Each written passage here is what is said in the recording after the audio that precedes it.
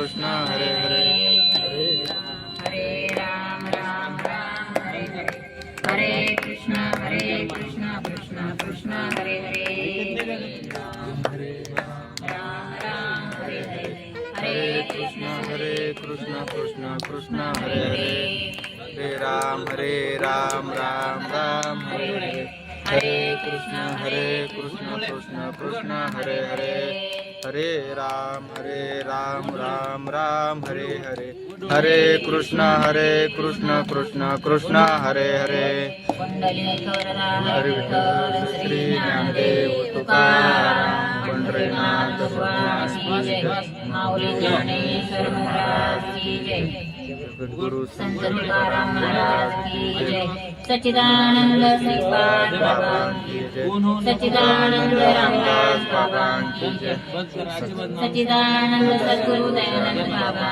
की जय अवधूत चिंतन श्री गुरुदेव दत्त गोपाल कृष्ण भगवान की जय सब संतन की जय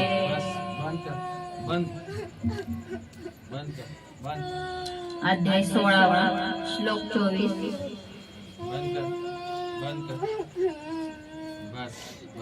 पतीची या मता अनुसरोणी पतिव्रता अनायासे आत्महिता भेटेची ते ना तरी श्री गुरु वचना दिठी देतु जतना शिष्य आत्मभावना माझी पैसे गुरु ब्रह्मा गुरु विष्णू गुरुदेव महेश्वरा गुरु साक्षात परब्रह्म तस्मै श्री गुरुवे नमः तस्मै श्री गुरुवे नमः ज्या ज्या स्थळी हे मन जाय माझे त्या त्या स्थळी हे निज रूप तुमचे मी ठेविते मस्तक ज्या ठिकाणी तिथे सद्गुरु तुमचे पावले दोन्ही ओम ब्रह्मानंदम परमसुखदम केवलम ज्ञानमूर्तिं द्वंद्वातीतं गगनसदृशं तत्त्वमस्यादिलक्षणम् एकं नित्यं विमलमचलं सर्वादिसाक्षिभूतं भावातीतं त्रिगुणरहितं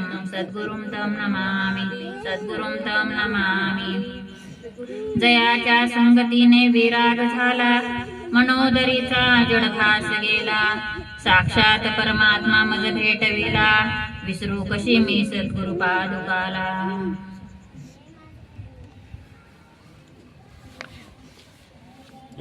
पतीची या मता अनुसरोणी पतिव्रता अनायासे आत्महिता भेटेची ते ना तरी श्री गुरु वचना दिठी देतु जतना शिष्य आत्मभुवना माझी पैसे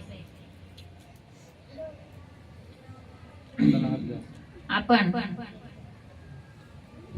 सुरू केलेला म्हणजे एक शब्द टाकला होता सद्गुरूंच्या आज्ञेने आणि इथल्या साधक सगळ्या बंधूंनी ताईंनी त्या शब्दाला मान देऊन हा दर महिन्याच्या एकादशीचा चिंतन आणि सत्संग हा आयोजित करतात आणि तिथं आज मला 2 शब्द बोलण्यासाठी संधी दिली तर काय बोलणार मी पाहिलं तर तसं आपली बोलण्याचं काय आहे आपल्या स्वतःला पण सद्गुरूंच्या कृपेनं जे काय अनुभव किंवा जे काय ज्ञान म्हणजे आपलं अज्ञान घालून सद्गुरूंनी काय केलं आपलं परिवर्तन कसं झालं 2 शब्द सांगण्याचा नक्कीच प्रयत्न करेन संतांचा निरोप काय तो मांडण्याचा प्रयत्न करेन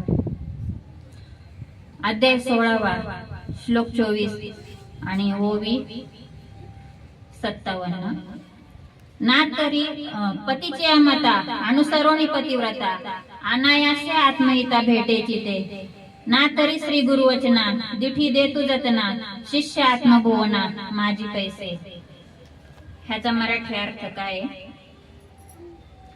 की पतीची मर्जी सांभाळूनच पतिव्रता आपोआप आपले कल्याण साधते अथवा तसेच श्री गुरु वचनाची नीट जपवणूक करून शिष्य हा आत्मानुभवामध्ये प्रवेश करतो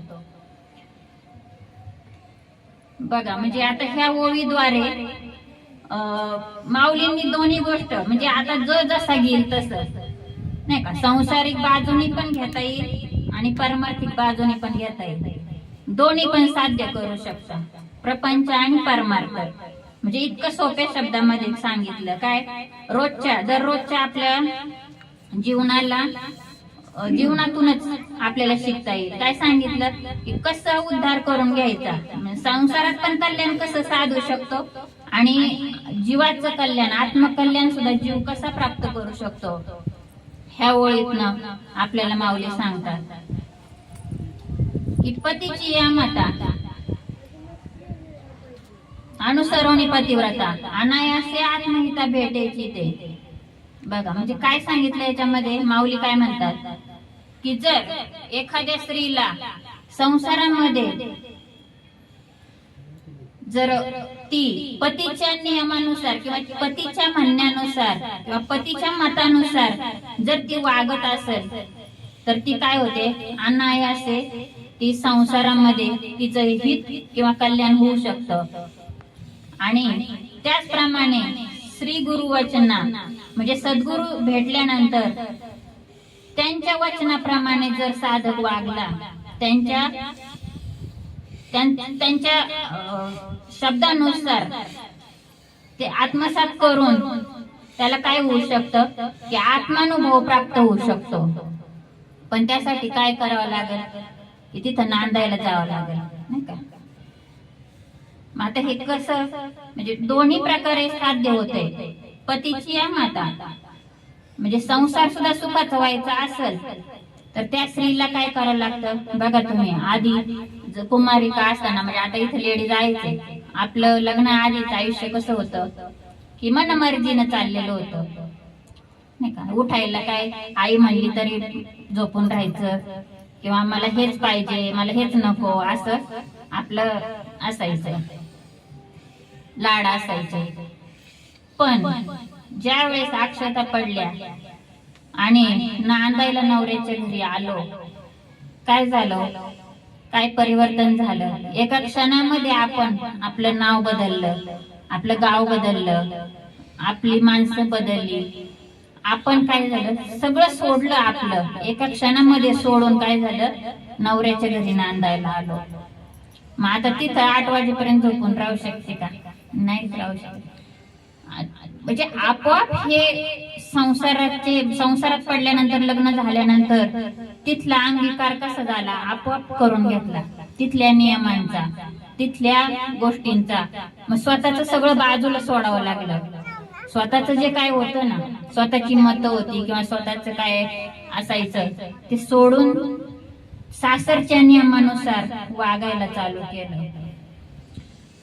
आणि काय झालं की स्वतःला विसरून गेली. त्या संसारामध्ये काय झालं, एकरूप इतकी झाली त्या नवऱ्याची, त्या सासरची, एवढी एकरूप होऊन गेली की तिला आता माहेरी जर गेली ना, ती माहेरी मन रमत नाही. तिला लगेच सासरची ओढ लागते. नाही, यांचा डबा करायचा आहे, असं आहे, घरी सासू सासरे येत असे. म्हणजे एका क्षणामध्ये तिला तिची सासरची ओढ लागू लागली. मग हे कसं झालं, हे परिवर्तन कसं झालं की एका क्षणामध्ये तिने ते आत्मसात केलं किंवा आपलंच केलं. आणि जर नाही केलं तर काय होतं, म्हणजे आता बघा आपण जर बघितलं की पहिले संसार कसे टिकत होते आणि आता काय होतंय, आता 1 वर्ष सुद्धा मुश्किलीनं संसार म्हणजे टिकणं, इतक्या घटस्फोटाच्या केसेस चालू झाल्या. काय झाल्या माहितीये का, सासरी नांदायचंच कळलं नाही. सासरी नांदायचं कळलं नाही, स्वतःची मतं सोडली नाही, ती नवऱ्याची झाली नाही किंवा सासरची होऊन गेली नाही. असं ज्यावेळेस होतं त्यावेळेस काय होतं, संसार टिकत नाही. संसार टिकत नाही. मग तसं म्हणजे ह्याच्यातून आपल्याला काय इकडे यायचंय परमार्थिक गोष्टींकडे, काय की अनुग्रह झाला आपल्या पूर्व पुण्याने. एकतर नरदेह मिळणं मुश्किल आहे, भरतखंडी नरदेह प्राप्ती हे तो परम भाग्याची संपत्ती. आणि तेथे त्यात म्हणजे नरदेह हा भारतभूमीमध्ये मिळणं मुश्किल आहे आणि त्यातल्या त्यात महाराष्ट्रामध्ये मिळणं मुश्किल आहे आणि त्यातल्या त्यात संत भेट होणं मुश्किल आहे, नाही का. आता आपण ऐकलंय की काय 30 लक्ष भक्ती विनजीने जळवला जिरवाणे, संसार भोगणे दुःख मूळ, एक एक योनी कोटी कोटी फेरा मग लागे वारा मनुष्य देहाचा. 20 लक्ष योनी वृक्षामध्ये घ्याव्या जलचरी भोगाव्या 9 लक्ष. 11 लक्ष योनी किरडामध्ये घ्याव्या 10 लक्ष भोगाव्या पक्षामध्ये. 30 लक्ष योनी पशुची या घरी आणि मानवा भीतरी 4 लक्ष. नामा म्हणे तेव्हा नरदेह या नरा आणि तयाचा मातेरा केला मुळे. काय झालं की एवढा मोठा फेरा फिरून फिरून फिरून आपलं काहीतरी पूर्व सुकृत पूर्व पुण्य उदयास आलं आणि आपल्याला काय झालं, मनुष्य जन्म मिळाला. मनुष्य जन्म मिळाला, 2 हात चांगले दिले, 2 डोळे चांगले दिले, चांगलं मुख दिलं, सगळं शरीर व्यवस्थित दिलं. आणि त्यामध्ये काय की एवढं सगळं दिलं, ते कशासाठी दिलं तर संत काय म्हणतात की दिले इंद्रिय हात पाय कान डोळे मुख बोलाया वचन जेणे जोडसी तू आत्माराम नासे जीव पण भव रोग गा. कशासाठी दिलं म्हणले की आता हे शेवटचं स्टेशन आहे आणि ह्यामध्ये तू काय करू शकतो, ह्या 184 योन्यांच्या फेरीमधून सुटू शकतो. हे शेवटचं स्टेशन आहे. पण काय झालं की विसरला नाही का, धरणी वायू लागता स्मरण विसरे तत्वता पुसू लागे माता पिता कोहम कोहम रडे. ज्यावेळेस आईच्या उदरामध्ये होता त्यावेळेस योग्य चालू होतं, देवाला भजन नमस्कार केला की मला ह्या दुःखाच्या यातनेतून बाहेर काढ. कारण जन्म मरणाचं दुःख सगळ्यात मोठं दुःख म्हणलंय, याच्यापेक्षा दुःख दुसरं कुठलंच मोठं नाही. किती वेळा जन्म यावे किती व्हावे फजित म्हणून जीव घ्याला शरण गेला सद्गुरुसी. मग ह्या वचनाला काय झालं, पाठीमोरा झाला जीव. पण आपलं भाग्य एवढं मोठं आहे, काहीतरी पूर्व सुकृताचा पूर्ण अभ्यासाचा दास सद्गुरूचा तोची जाणे, आपल्या पूर्व पुण्यामुळं वाडवडिलांच्या काहीतरी कृपा आशीर्वाद असतील आणि त्यामुळे आपल्याला सद्गुरू आपल्या जीवनामध्ये आले. बर सद्गुरू कसे की क्षत्रिय ब्रह्मनिष्ठ परंपरागत. ही परंपरा मिळणं सुद्धा फार मुश्किल आहे. नाही तर आज बाहेर गुरूंचा बाजार झालाय, आपण बघतोच रोज काय चालू आहे. आणि त्यात आपल्याला खरं मिळालंय. जसं बाहेर बेंटेक्सचे दुकान भरपूर आहे, पण खरं सोनं हे मिळवायला फार त्याला हे लागतं की तसं आपल्याला बाहेर सगळा बाजार आहे, पण त्यातनं आपल्याला सत्य आपल्याला मिळालं. आणि योग्य मार्ग जे परंपरागत आहे, जो कुठून चालत आला, हे नाम कुठून आलंय की जेव्हा कोठेच नव्हते काही, चंद्र सूर्य तारा नाही, अवघे शून्यच होते पायी कानोबा तेरे तेरे ते म्हणले की म्हणजे हे ब्रह्मदेवाला सुद्धा सृष्टी निर्माण करताना शंका झाली की सृष्टीची उत्पत्ती करताना त्यावेळेस हंसाने त्या निर्गुण निराकार तत्वाने हंस रूप धारण करून हा पहिला उपदेश नामाचा ब्रह्मदेवाला केला. आणि ब्रह्मदेवाने आत्री ऋषींना केला, आत्री ऋषींनी भगवान दत्तात्रयांना केला. आणि मग दत्तात्रयांनी काय केलं, 4 संप्रदायांची निर्मिती केली. हे सगळा उल्लेख शास्त्र पुरावे आपल्या नवनाथ ग्रंथामध्ये आहे किंवा शिवलीलामृत मध्ये आहे, नाही का. पुराव्याशिवाय आपला परमार्थ म्हणजे नाही, सगळे पुरावे जिथल्या तिथं आहेत. की मग दत्तात्रयांनी 4 संप्रदायांची निर्मिती केली. काय, चैतन्य संप्रदाय, आनंद संप्रदाय, प्रकाश संप्रदाय आणि स्वरूप संप्रदाय. मग त्या 4 संप्रदायापैकी आपण आनंद संप्रदायाचे आपण काय म्हणतो, आपण त्याचे अनुयायी किंवा आपल्यापर्यंत ते नाम बाबांच्या कृपेने आपल्यापर्यंत ते मिळालं. म्हणजे आम्ही नाही आधी मधीचे, आम्ही देवा तुझ्या यादीचे असं म्हणलंय संतांनी. तसं आपल्याला एकदम रोखठोक आपल्याला सगळं भेटलंय. आणि हे भेटलं असताना की काय ह्याचं महत्व तेवढं आपल्याला जीवाला वाटत नाही. सांसारिक गोष्टींचं आता जर कोणाला फोन केला ना तर सगळं होतं, पण साधनेला वेळ मिळत नाही किंवा हे वाचन होत नाही किंवा साधनेला बसता येत नाही, वेळ भेटत नाही. पण आपण सांसारिक गोष्टी कोणत्या सोडल्या का करायच्या, कोणत्याच सोडल्या नाही. मग आपण संसाराला बायकोला म्हणलं का नाही मला पैसे कमवायला वेळ नाही, मी नाही कमवत, असं कधी म्हणले का. ते कसं आपलं रोखोक आपण म्हणजे उठतोच जातोच, किती पण काही त्रास असला तरी ते आपण संसारातले नित्यकर्म आपण करतोच, कारण की ते कसं आहे, ते महत्वाचं वाटतं करायला. केलं पाहिजे पण करू नये असं नाही, कारण संत काय म्हणले की संसार करावा नेटका, दिसू देऊ नये फाटका, आणि त्यात परमार्थाचा असावा चटका.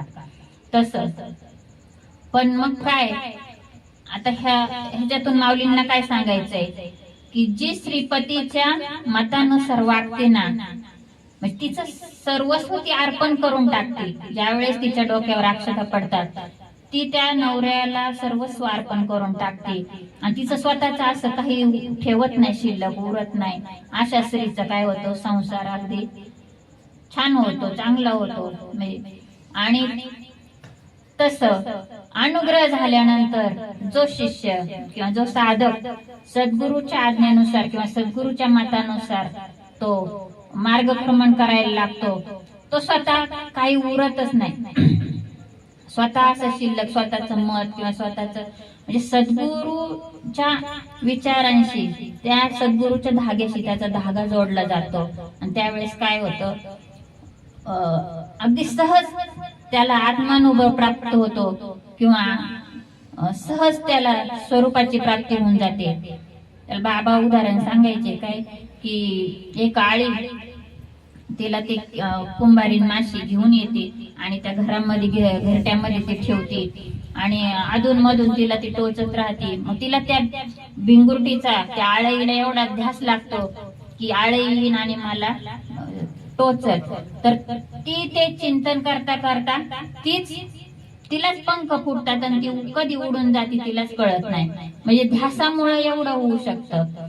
तसं जर साधकाने सद्गुरूच्या आज्ञेनुसार किंवा त्यांच्यात, मग एक काळ असा येतो ना, बघा तुम्ही संसारामध्ये नवीन नवरी असली, मग तिला तिथल्या सगळ्या गोष्टी पहिल्यांदा म्हणजे माहित होतात. हळूहळू तिला सगळ्यांच्या सवयी माहित होतात. कोणाला काय आवडतं, नवऱ्याला काय आवडतं, सासूला काय आवडतं, हळूहळू तिला सगळं ते माहिती पडतं. एकदम नाही होत ही गोष्ट.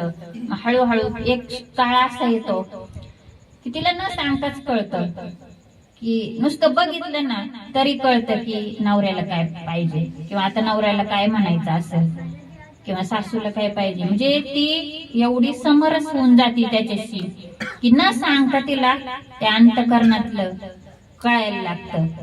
मग ही क्रिया तसंच एक तुम्ही त्या चिंतनाने किंवा त्या स्मरणाने एक काळ असा येतो की तुम्हाला सांगण्याची, बोलण्याची काहीच गरज पडत नाही. तुमचे डोळे बोलतात, तुमचा भाव बोलतो, आणि तो भाव आहे ना सद्गुरूला, अगदी तुम्ही किती लांब असो त्यांच्यापासून, किती किलोमीटर लांब असो, तरी ते त्यांना अंतकरणातलं सगळं माहिती होतं, किंवा त्यांना ते जाणीव होती. म्हणजे हे काय, काहीतरी धागा आहे ना.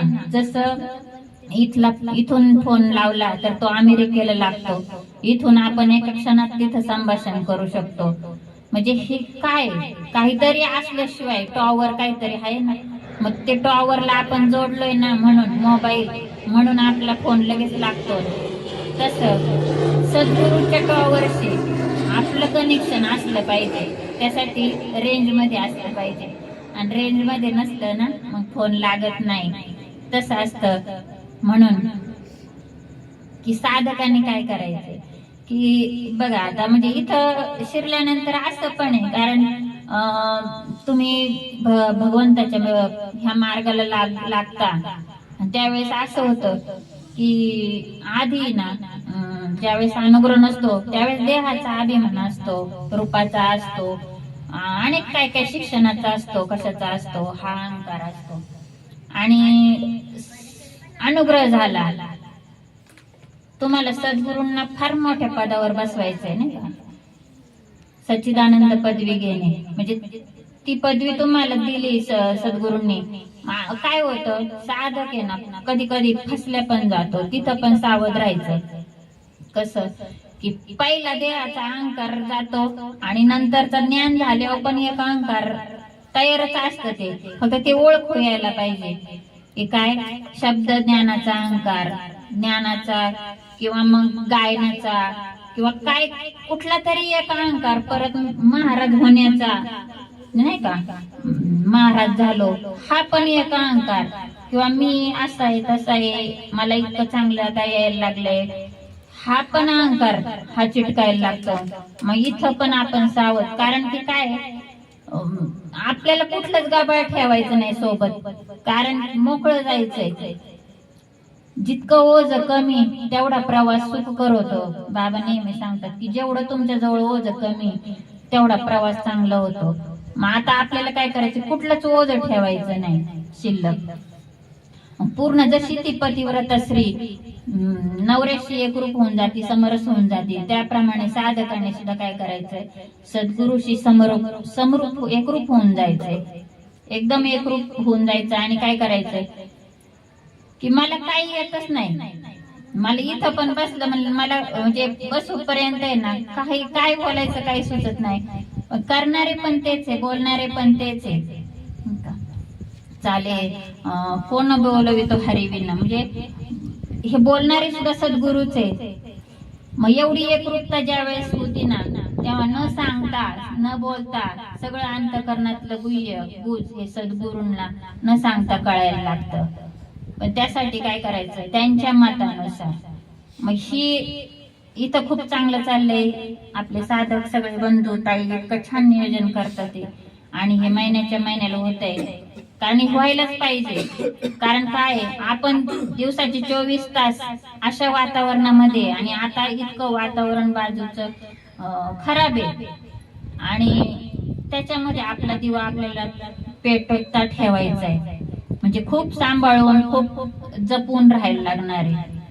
आणि त्यासाठी या सत्संगाची, ह्या चिंतनाची ह्याची गरज आहे. कारण का जसं आपण गावाला गेलो तर काय होतं, एक दोन दिवस जरी घर बंद ठेवलं तर काय होतं, धूळ साचते, भांड्यांवर धूळ, घरात धूळ. मग काय आल्या आल्या आपल्याला झाडू घेऊन साफ करावं लागतं. जाताना आपण साफ करूनच गेलेलं असतं ना, तरी पण दारं खिडक्या सगळं बंद असतं तरी पण धूळ येते. मग किती सूक्ष्म क्रिया आहे धूळ येण्याची. तसं आपल्या बुद्धीवर आपण 24 तास ज्या जगामध्ये वावरतोय तर काय सगळं चांगलं पाहतो, सगळं चांगलंच ऐकतो असं नाही. मग ती बुद्धीची धूळ ती जी जमा होती आपल्या बुद्धीवर, तर ते झटकून काढण्यासाठी ह्या सत्संगाचं नियोजन आहे. कारण का ही इतकी सूक्ष्म क्रिया आहे, कुठून घुसल आणि कुठून आपल्याला भरकटवल सांगता येत नाही. म्हणून काय करायचं की श्वासोश्वासे मारो हाका, ह्या श्वासाच्या रूपाने ती झाडणी सतत करत राहायची आणि सतत सद्गुरूंच्या संगतीमध्ये राहायचं. कारण की काळ हा फार फार आताचा अवघड आहे, आणि ह्याच्यामध्ये आपल्याला तरुण जाण्याच्या गोष्टी आपण करतोय. आपलं भाग्य तसं मोठंच आहे, पण इथं काय करायचंय की तुम्हाला धरून राहावंच लागणार आहे सद्गुरूच्या पोटाला. जसं बघा तुम्ही, आपण जर माकडीन बघितली ना, त्या माकडीनीला पिल्लू असतं, आणि ते काय करतात, जर माकडीन ह्या झाडावरून त्या झाडा उडी मारायची असली ना, ते पिल्लू त्या आईच्या पोटाला पकडून राहतं, आणि ते घट्ट मिठी मारून राहतं. त्या आईने किती उंच उडी मारली तरी ते सटकून पडत नाही. म्हणजे तसं आपल्याला जर ह्या जन्मामध्ये तरुण जायचं असेल तर सद्गुरूच्या पोटाला, म्हणजे काय, सद्गुरूच्या नामस्मरणाला, सद्गुरूंनी दिलेले आपल्याला जे दिलंय आपल्याला नाम, त्याला धरूनच राहावं लागणार आहे. कारण का की धरून नाही राहिलं तर काय होईल, पडण्याची शक्यता आहे. म्हणून आम्हाला सद्गुरू मिळाले हे खूप मोठं भाग्य आहे. आणि हे नियोजन जे बघा ना, आता बाहेर जर महाराज मंडळी आपण पाहिले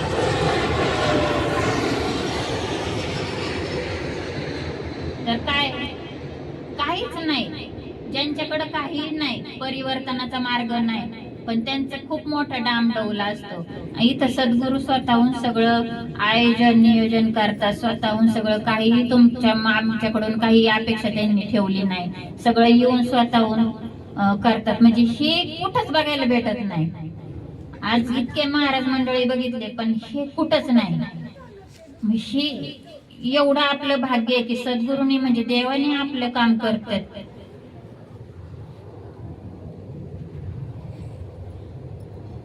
काय करावं अजून देवाने?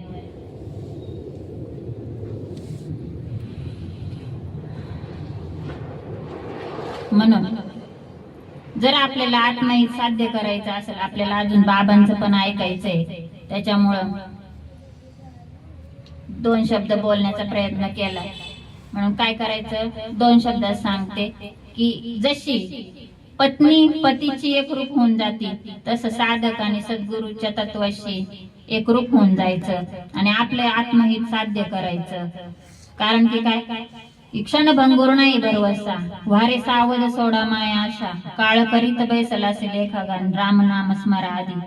काय, काळाची उडी पडेल बा जेव्हा, सोडविना तेव्हा माये बाप, सोडविना राजा देशीचा चौधरी, आणि सोयरी भली भली. तुका म्हणे तुला सोडविना कोणी, एका चक्र पाणी वाचून या. म्हणजे कोणीच नाही तुम्हा आम्हाला यातून सोडवणार. आई वडील सुद्धा तिथं कमी पडतात. आई वडिलांची सुद्धा ताकद नाही आपल्याला ह्या भवरोगातून, ह्या भवदुःखातून बाहेर काढण्याची. आणि जने हे सुखाचे दिल्या घेतल्याचे, कोणीच कुणाचं नाही कुणाचे कोणी, तुझे नवे रे कोणी, आणि ती जास्ती एकला रे प्राण्या माझे माझे म्हणून. सगळ्या मायेचा बाजार आहे. पण काय, सगळ्या भूमिका पार करता करता, सगळ्या भूमिका निभावता आपल्या स्वतःला आत्म की मी ह्यांच्यासाठी मी आहे पण माझ्यासाठी कोणी नाही, हे डोक्यामध्ये फिट ठेवायचं. काय, आपल्यासाठी कोणीच नाही. पत्नी सुद्धा काय स्मशानभूमी पर्यंत, दाराच्या बाहेर पर्यंत जावं आपल्या एकट्यालाच लागतं, कोणीच कोणाचं नाही. मग काय करायचंय की एक सद्गुरूचं नाम, सद्गुरू ह्यांना चिकटून राहायचंय. पुंडलिक वरदा हरी विठ्ठल, श्री ज्ञानदेव तुकाराम, पंढरीनाथ भगवान की जय, माऊली ज्ञानेश्वर महाराज की जय, सच्चिदानंद सद्गुरु रामदास श्रीपाद बाबा की जय, रामदास बाबा की जय, अवधूत चिंतन श्री गुरुदेव दत्त गोपाल कृष्ण भगवान की जय.